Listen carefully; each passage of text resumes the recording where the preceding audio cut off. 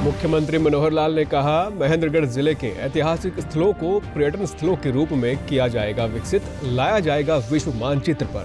Paragliding की भी तलाशी जाएंगी संभावनाएं। कृषि वैज्ञानिकों ने किसानों को सिंगल सुपर फास्फेट खाद का प्रयोग करने की दी सलाह। कहा, सरसों की पैदावार बढ़ने के साथ साथ भूमि की उर्वरा शक्ति में भी होगी बढ़ोतरी। कुरुक्षेत्र में पर्यावरण की शुद्धि के लिए किया जा रहा है 11 दिवसीय 501 कुंडीय लक्ष्य चंडी महायज्ञ। यज्ञ के दौरान हुए वायु परिवर्तन को रिकॉर्ड कर रहे हैं शोधार्थी। और प्रधानमंत्री नरेंद्र मोदी कल सुबह 11 बजे आकाशवाणी से मन की बात कार्यक्रम में साझा करेंगे अपने विचार। प्रधानमंत्री के मासिक रेडियो कार्यक्रम की होगी ये 82वीं कड़ी। नमस्कार, मैं सुरेंद्र कुमार। अब समाचार विस्तार से। प्रधानमंत्री नरेंद्र मोदी ने आज वैक्सीन निर्माताओं के साथ बैठक की। ये बैठक भारत द्वारा वैक्सीन की 100 करोड़ खुराक पार करने की महत्वपूर्ण उपलब्धि पर हुई है। इस अवसर पर प्रधानमंत्री ने वैक्सीन निर्माताओं के अनुभवों पर बात करने के साथ ही वैक्सीन अनुसंधान को आगे बढ़ाने जैसे विभिन्न मुद्दों पर भी चर्चा की। बैठक में वैक्सीन के उत्पादन और वितरण सहित आगे के रोड मैप पर भी चर्चा हुई। इसमें 7 वैक्सीन कंपनियों के निर्माता शामिल हुए। मुख्यमंत्री मनोहर लाल ने कहा है कि नारनौल क्षेत्र में स्थित ढोसी पर्वत को तीर्थ और पर्यटन स्थल के रूप में विकसित कर विश्व मानचित्र पर लाया जाएगा। तीर्थयात्री और पर्यटक यहां आसानी से पहुंच सके, इसके लिए सड़क मार्ग बनाया जाएगा।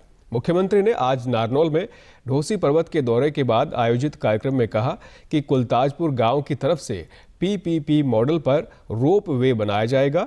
यहां आयुष विभाग की ओर से पंचकर्म और आयुष वेलनेस का बड़ा केंद्र भी खोला जाएगा। मुख्यमंत्री ने कहा कि एरो स्पोर्ट्स को बढ़ावा देने के लिए यहां पैराग्लाइडिंग की संभावनाएं भी तलाशी जाएंगी।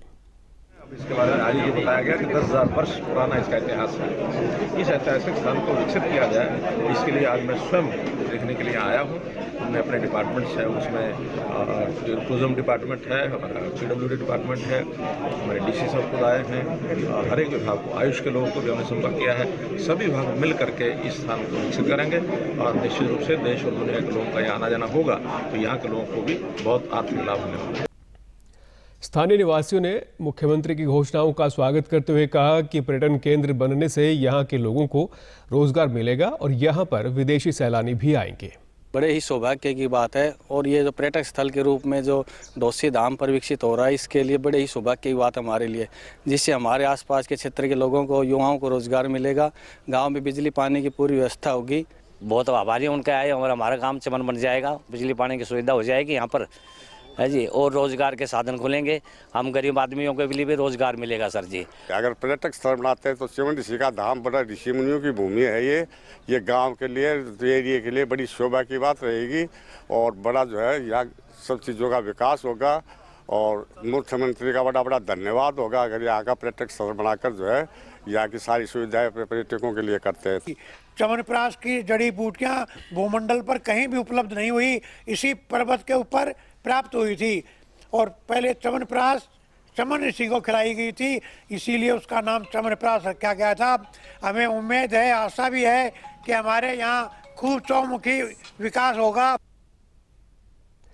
मुख्यमंत्री मनोहर लाल ने कहा है कि महेंद्रगढ़ जिले के ऐतिहासिक स्थलों को पर्यटन क्षेत्र के रूप में विकसित किया जाएगा। माधोगढ़ किला पर रानी तालाब के पुनर्निर्माण का कार्य हो चुका है और रानी महल का कार्य भी अंतिम चरण में है। इस काम पर 9 करोड़ रुपए खर्च होंगे। मुख्यमंत्री आज माधोगढ़ किले के भ्रमण के बाद आयोजित कार्यक्रम को संबोधित कर रहे थे। मुख्यमंत्री ने IMT खुड़ाना के संबंध में कहा कि पंचायत की जमीन को HSIIDC को देने के लिए जल्द ही बैठक बुलाई जाएगी। मुख्यमंत्री ने कहा कि प्रदेश सरकार ने नहरों का विकास करते हुए दक्षिणी हरियाणा के अंतिम छोर तक पानी पहुंचाने का काम किया है।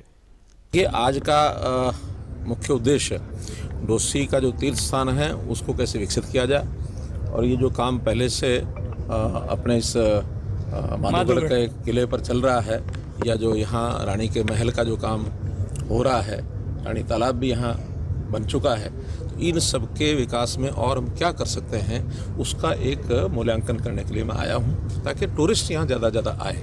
टूरिस्ट आने से इस पूरे इलाके में यहाँ के लोगों को रोज़गार मिलेगा और इलाके का नाम भी होता है, यहाँ का इतिहास लोगों को पता लगता है। ये 2 परियोजनाओं का उन्होंने उद्घाटन किया, एक तो CHC सतनाली का जो 11 करोड़ रुपया लग कर के तैयार होने वाली है, और एक 33 kV का उद्घाटन किया, और जो किले का पोर्शन जो बचा हुआ है उसके बारे में उन्होंने कहा कि इसको जल्दी, और एक हेरिटेज होटल का निर्माण भी यहाँ होगा।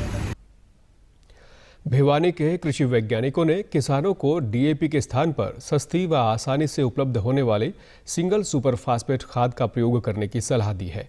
कृषि वैज्ञानिकों का कहना है कि इससे सरसों की पैदावार बढ़ने के साथ साथ भूमि की उर्वरा शक्ति में भी बढ़ोतरी होगी। भिवानी के खंड कृषि विकास अधिकारी ने बताया कि SSP बाजार में आसानी से प्रति कट्टा 350 रुपये में उपलब्ध हो रही है, जबकि DAP 1200 रुपये प्रति कट्टा उपलब्ध हो रही है। DAP की ज़रूरत वर्तमान में सरसों की बिजाई के दौरान नहीं है। ऐसे में बहुत से किसान सरसों के साथ भविष्य में गेहूं की बिजाई के लिए भी DAP की खरीद कर भंडारण करना चाह रहे हैं, जो कि उचित नहीं है। और जो है इकट्ठा स्टॉक उठा रहे हैं गेहूं की बिजाई तक का, जबकि अभी हमारी सरसों की बिजाई चली हुई है, तो उसमें DAP की बजाय यदि SSP यूज़ करते हैं तो हमारी जो ये समस्या है एकदम से उठाने की, ये नहीं रहेगी। पहले किसान जो है SSP यूज़ करें। फ़ायदा ये रहेगा कि एक तो SSP खाद जो है सस्ता है और उसमें जो उर्वरक कंटेंट हैं वो भी ज़्यादा हैं। फास्फोरस जो हमें DAP से मिलना है वो भी है, इसके साथ 11% जो सल्फ़र की मात्रा है वो अतिरिक्त उर्वरक हमें SSP से मिल जाएगा। किसानों ने बताया कि वे 3 वर्षों से सरसों में DAP की बजाय SSP का प्रयोग कर रहे हैं। इसके अलावा 600 से 800 रुपये प्रति एकड़ की बचत होने से फसलों के लागत मूल्य में भी कमी आई है। सरसों की बिजाई के लिए SSP में प्रति एकड़ 15 से 20 किलो यूरिया मिलाकर इसका प्रयोग करें। कृषि वैज्ञानिकों ने सलाह दी है भाई SSP बहुत सरसों के अंदर है, इससे तेल की क्वालिटी बढ़ती है, खर्चा भी कम आता है। हम यूज भी 3 साल से इसको करता हूँ मैं खुद। 10 एकड़ सरसों में SSP DAP से सस्ता पड़ता है। मैं 5 साल से 25 किलो सरसों बोता हूँ, सिंगल सुपरफास्ट और यूरिया डालता हूँ, उसके अंदर पूरी पैदा देती है। गेहूँ के अंदर DAP डालता हूँ बस। जैसे अपनी सरसों की बिजाई चल रही है, इसमें हम SSP का यूज़ करते हैं, सिंगल सुपरफास्ट, जो कि 1.5 कट्टा या 1 कट्टा पर एकड़ के हिसाब से, और उससे 15 से 20 किलो यूरिया उसमें मिक्स करते हैं। कुरुक्षेत्र में पर्यावरण की शुद्धि के लिए 501 कुंडीय लक्ष्य चंडी महायज्ञ का आयोजन किया जा रहा है। 11 दिवसीय इस महायज्ञ में लगभग 1000 ब्राह्मण और शोधार्थी हिस्सा ले रहे हैं। शोधार्थी इस यज्ञ के दौरान हुए वायु परिवर्तन को भी रिकॉर्ड कर रहे हैं। महायज्ञ के संचालक डॉक्टर प्रेमानंद ने कहा कि इस यज्ञ का धार्मिक और वैज्ञानिक महत्व भी है। महायज्ञ में प्रतिदिन लगभग 10 क्विंटल हवन सामग्री का प्रयोग किया जा रहा है। यज्ञ के मध्य में कैसा वातावरण है और भविष्य में कैसा होगा, इसके क्या परिणाम होंगे, पर्यावरण पर क्या प्रभाव पड़ेगा। तो पर्यावरण शुद्धि के लिए, कोरोना महामारी से मुक्ति के लिए ये महायज्ञ हो रहा है।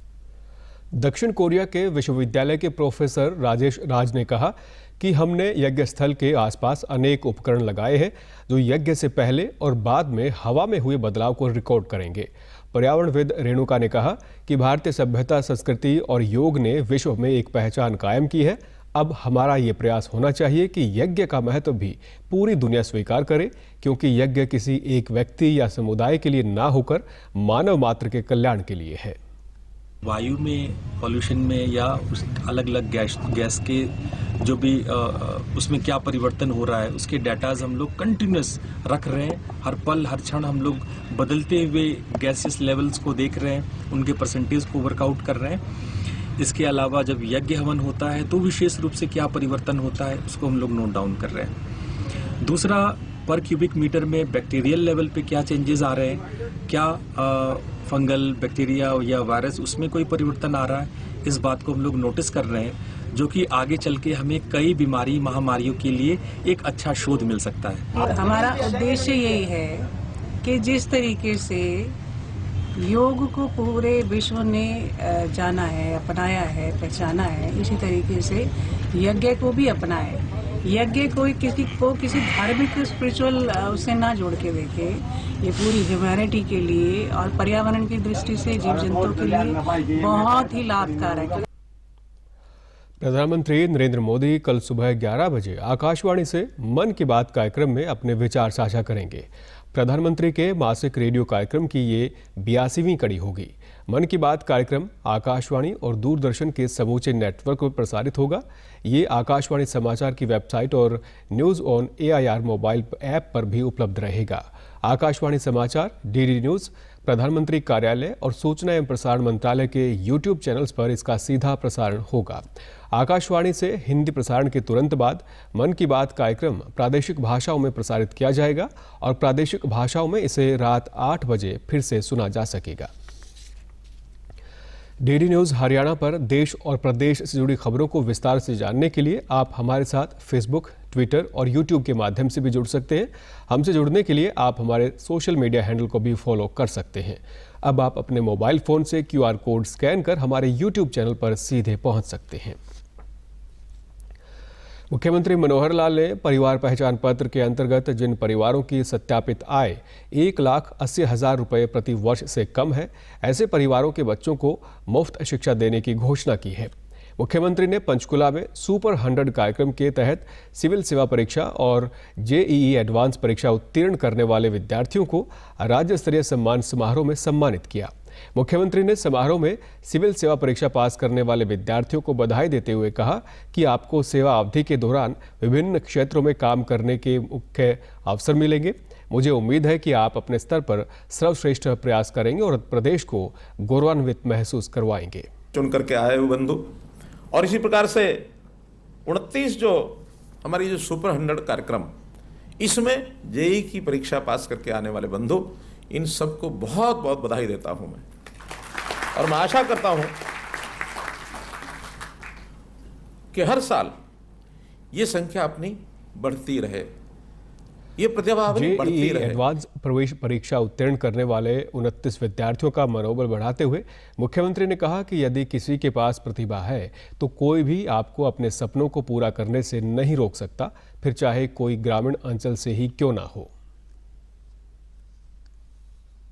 क्योंकि खुशी इस बात की भी है कि JEE की जो बंधु हैं सुपर 100 के, वैसे तो हो सकता और भी पास हुए होंगे, लेकिन ये सब सरकारी स्कूलों के माध्यम से पढ़े हुए ऐसे विद्यार्थी जिनके अंक 80% से ऊपर आते हैं, उनको हम फ्री कोचिंग सुपर 100 के इन संस्थानों में दिलाते हैं। हमें समाज के हित में, समाज मेरा है इसलिए, वो हित भी क्यों करना है, क्योंकि समाज मेरा है, ये सोच करके मुझे इसकी पीड़ा को दूर करना है।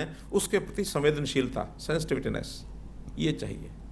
अगर हम उसके प्रति सेंसिटिव हैं तो हर रास्ता खोज के उसको बताएंगे तुम्हारा भला इस तरीके से हो सकता है। मेरे पापा मजदूरी करते हैं और मेरी माता एक गृहिणी है और 10th के बाद मेरी ज़िंदगी में एक नया मोड़ आया जब मुझे सुपर 100 टेस्ट के बारे में पता चला।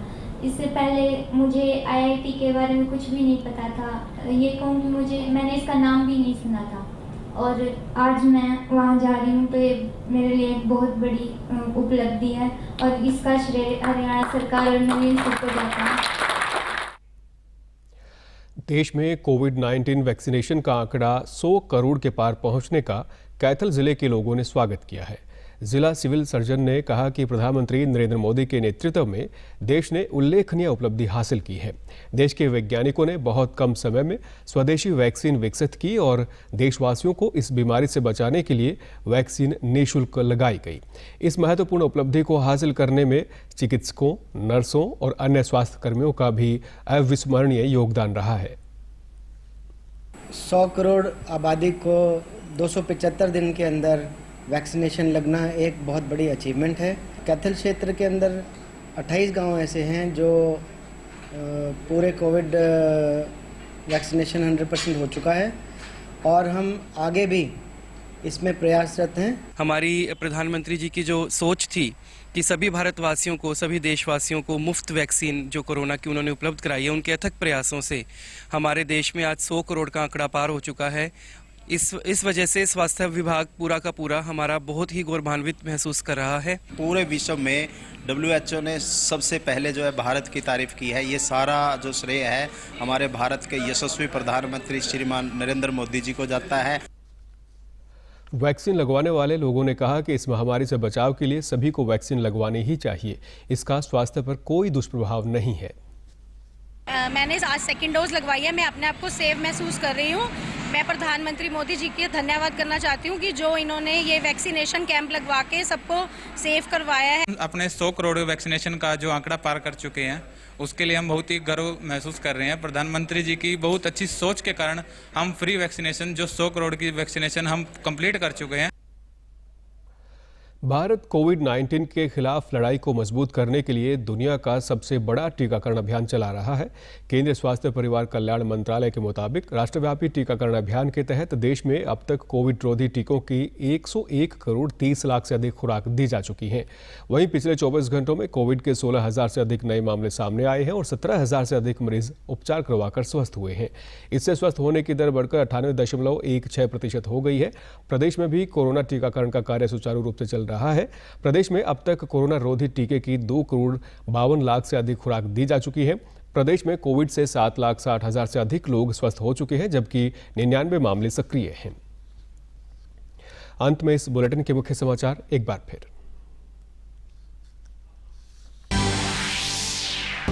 मुख्यमंत्री मनोहर लाल ने कहा, महेंद्रगढ़ जिले के ऐतिहासिक स्थलों को पर्यटन स्थलों के रूप में विकसित कर लाया जाएगा विश्व मानचित्र पर।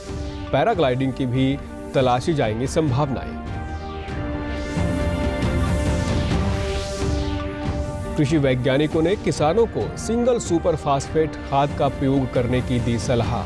कहा, सरसों की पैदावार बढ़ने के साथ साथ भूमि की उर्वरा शक्ति में भी होगी बढ़ोतरी।